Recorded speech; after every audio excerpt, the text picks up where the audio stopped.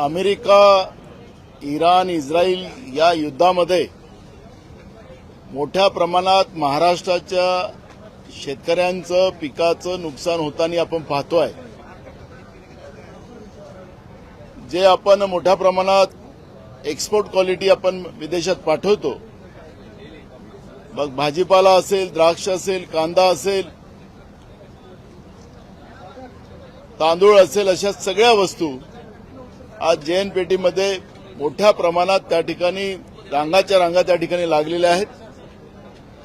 मोठ्या प्रमाणात शेतकऱ्यांचं आणि राज्यातल्या व्यापाराचं नुकसान त्या ठिकाणी होते आहे आणि म्हणून या निमित्तानं राज्य सरकारने तातडीनं या मालाची विल्हेवाट लावून जे शेतकऱ्यांचं मोठ्या प्रमाणात नुकसान होत आहे, व्यापाऱ्यांचं नुकसान होतं, त्याची भरपाई देण्याच्या दृष्टिकोनातून सरकारने पावलं उचलावी। केंद्र सरकारशी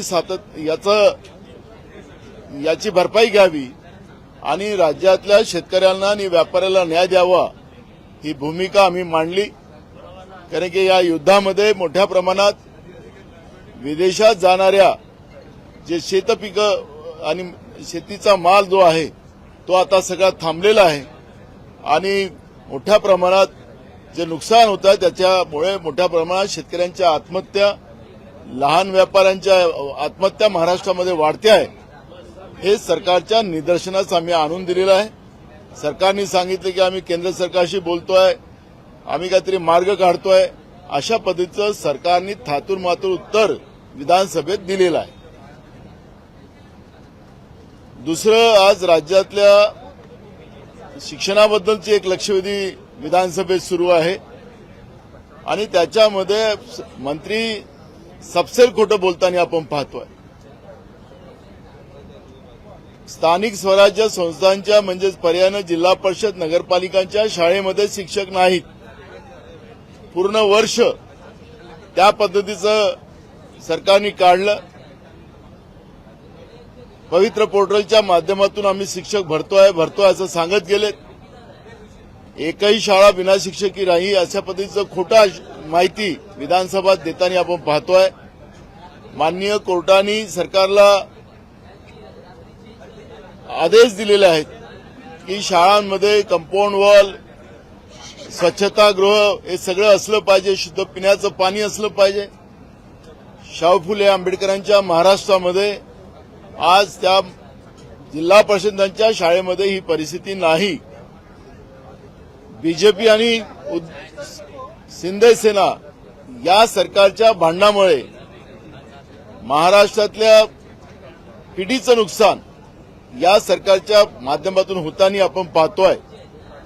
राज्य सरकारजवळ पैसे नाहीत। एकीकडे शेतकऱ्यांना कर्जमाफीचं गाजर दाखवून त्यांची मतं घेतली, पण सरकारजवळ शेतकऱ्यांचं कर्ज माफ करायला पैसे नाहीत असं सरकार सांगते, शिक्षणासाठी पैसे नाहीत असं सरकारजवळ परिस्थिती आहे।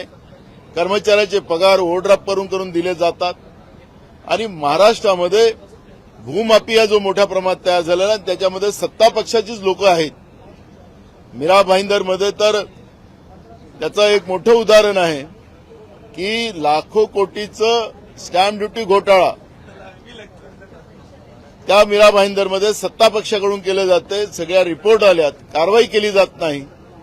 राज्याची तिजोरी लुटली जाते, एकीकडे राज्याची तिजोरी खाली पडलेली आहे आणि सत्ता पक्षाकडून ती लुटली जाते, अशा पद्धतीचं चित्र आहे। तेही मुद्दे आम्ही या अधिवेशनामध्ये प्रामुख्यानं मांडू आणि या सरकारचा जो राज्य लुटण्याची जी काही परिसीमा आता सरकारने ओलांडलेली आहे त्याच्यावरची भूमिका मांडून हे सरकार कसं राज्याला लुटते आहे या पद्धतीचं एक पूर्ण माहितीसहित, पुरावेसहित आम्ही माहिती मांडणार आहोत। सर आता ज्या पद्धतीने पिकाचं नुकसान झालं त्याच्यानंतर आता युद्धामुळे शेतकऱ्यांचं नुकसान होतं, परवा अर्थसंकल्प आहे, शेतकऱ्यांची कर्जमाफी होणार का? बघा, आता मुख्यमंत्र्यांनी अनेकदा बाहेरही सांगितलेलं आहे की आम्ही करतोय, पण त्याच्यात अबकड अशी त्यांनी एक भूमिका मांडली। सरकार शेतकऱ्यांची संख्या कमी करायला लागलेली आहे, सरसकट कर्ज माफ करायची घोषणा केली, पण आता सरसकट नाही आणि म्हणून त्याच्यामध्ये सरकार अजून किती खोटं बोलेल हे आज मला काही त्याच्यात सांगता येणार नाही। परवाचाच आता राज्याचं बजेट आहे 6 तारखेला. त्यामध्ये सरकारचा खरा चेहरा पुढे येणार आहे. आत्ताच 11,000 कोटीच्या पुरवणी मागण्या परवा सरकारने मंजूर करून घेतल्यात. त्यामुळे राज्य सरकार हजारो कोटीच्या पुरवण्या मागण्या मागतोय आहे. याचाच अर्थ हे सरकारच आर्थिक डबघाईस आलेलं आहे असं चित्र आहे. त्यामुळे 6 तारखेचे बजेटची वाट आम्ही बघतोय.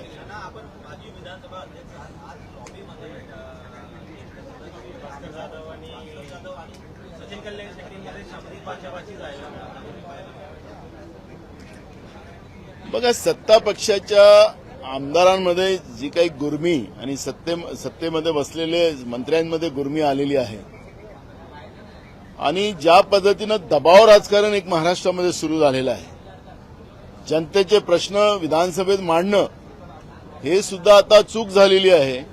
सरकारच्या विरोधात तुम्ही का बोललात, हे बोलणं तुम्हाला अधिकार नाही असं सांगण्याची पण भूमिका आता सत्ता पक्षाकडून घेतली जात असेल तर महाराष्ट्रामध्ये जी लोकशाही जी काही पाळंमुळं गणलेली होती ही भाजप आणि महायुतीचं सरकार हे संपवत आहे, त्याचं चित्र आहे.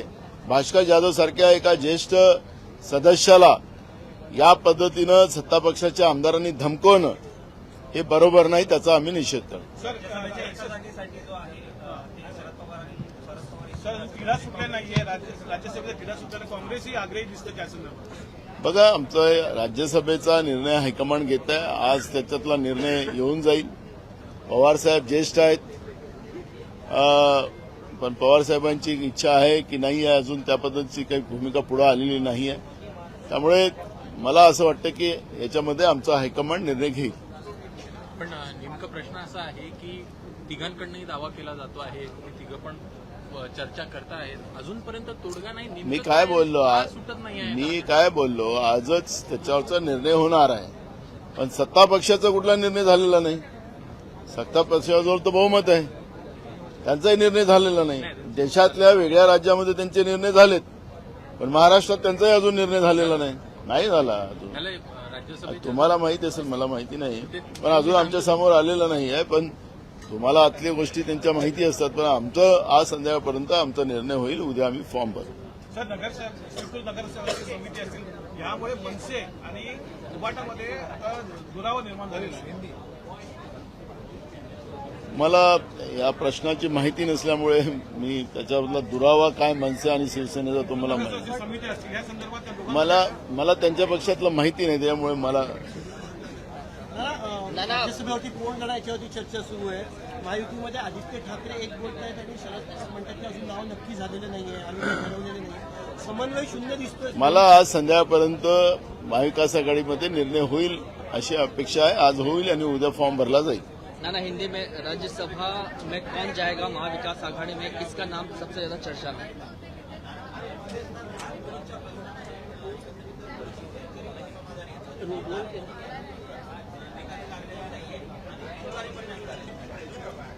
धान उत्पादक शेतकऱ्यांवर सातत्यानं अन्याय करणारं महाराष्ट्रातलं हे फडणवीस सरकार आपल्याला पाहायला मिळते आहे.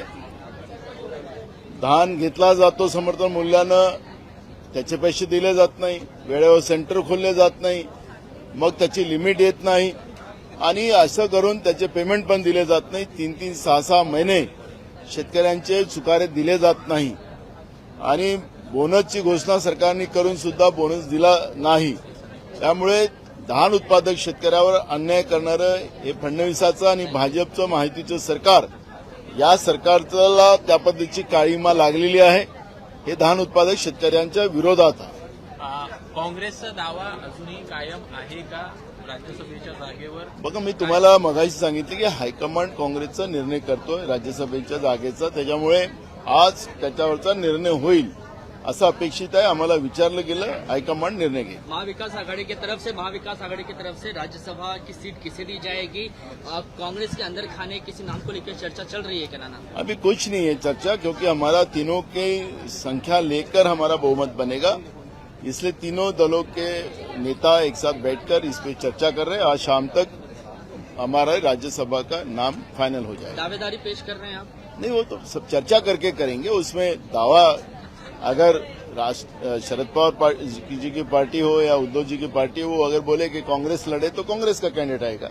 लेकिन इस पर चर्चा चल रही है और चर्चा में जो भी निर्णय आएगा उसके आधार पर कल उसका फॉर्म भरा जाएगा। एयरक्राफ्ट जो एक्सीडेंट का जो रिपोर्ट आता है, वो रिपोर्ट आई, उस रिपोर्ट को लेकर रोहित पवार ये कह रहे हैं कि रिपोर्ट महज खानापूर्ति है, उसमें कई सारे फ्लॉज हैं। नहीं, वो एक घातपात है। अजित पवार का जो विमान दुर्घटना जो हुई है वो घातपात है, वो स्पष्ट हो चुका है। डीजेसी ये सब बातें छुपा रही है। आपने देखा होगा कि जो वीडियोज हमको उस समय आए जहां के प्रत्यक्षदर्शी लोगों ने लिए थे, तो जो विमान था वो कोई पेड़ को टकराया नहीं था, क्लियर था। और जिस तरह से ये घटना हुई है, जिस तरह से छुपाने का काम केंद्र सरकार कर रही है, राज्य सरकार कर रही है, ये इसका मतलब ही एक घातपात है। क्यों नहीं एफआईआर दर्ज किया गया है? एक्सीडेंट हो गया है तो उसका एफआईआर क्यों दर्ज नहीं किया गया है? तो मुख्यमंत्री एक बता रहे कि हम लोग इंक्वायरी कर रहे हैं, तो फिर एफआईआर दर्ज क्यों नहीं किया? तो इसका मतलब ही है कि सरकार कुछ बात छुपा रही है। जिस तरह से रोहित पवार उस बात को बार बार दोहरा रहे, उस परिवार का सदस्य दोहरा रहा है, तो सरकार ने इसके ऊपर ध्यान देना चाहिए। राज्य के उप मुख्यमंत्री पद पे रहने वाला व्यक्ति सुरक्षित नहीं है तो राज्य के जनता ये सुरक्षित है क्या? ये प्रश्न इस निमित्त से सामने आ रहा है। रोहित पवार की महाराष्ट्र में कोई सुन नहीं रहा है और इसीलिए अब जो विपक्ष के नेता हैं लोकसभा में राहुल गांधी, उनकी तरफ उनकी जो है उम्मीदें लगी हुई हैं। वो कह रहे हैं कि राहुल गांधी से मैं मिलूंगा, राहुल गांधी से विनती करूंगा कि लोकसभा में इस मुद्दे को उठाएंगे, बिल्कुल उठाएंगे राहुल जी, क्योंकि इस तरह की घटना हुई है और घातपात हो और जिस तरह से बातें सामने आ रही है, तो राहुल जी इस बात को उठाएंगे।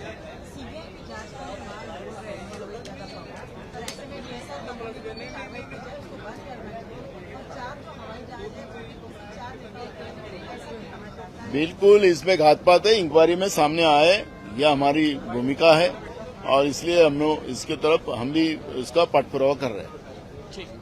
वो जो लड़ाई का चल रहा है हिंदी में,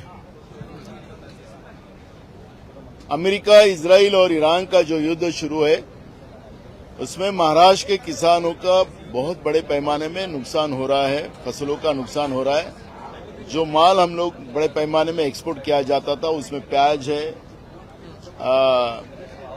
अंगूर है, बहुत सारी चीजें हैं, चावल है, वो भेजा जा रहा था, लेकिन वो JNPT में वो बड़े पैमाने में वहां पे दम होके पड़ा हुआ है और वो भूमिका हमने सरकार के सामने रखी। सरकार ने तुरंत उस किसानों को न्याय देने के लिए, व्यापारियों को न्याय देने के लिए भूमिका लेना चाहिए। सरकार की तरफ से जवाब आया कि हम लोग केंद्र सरकार से बात कर रहे हैं और केंद्र सरकार के माध्यम से हम कुछ तो भी रास्ता बनाएंगे।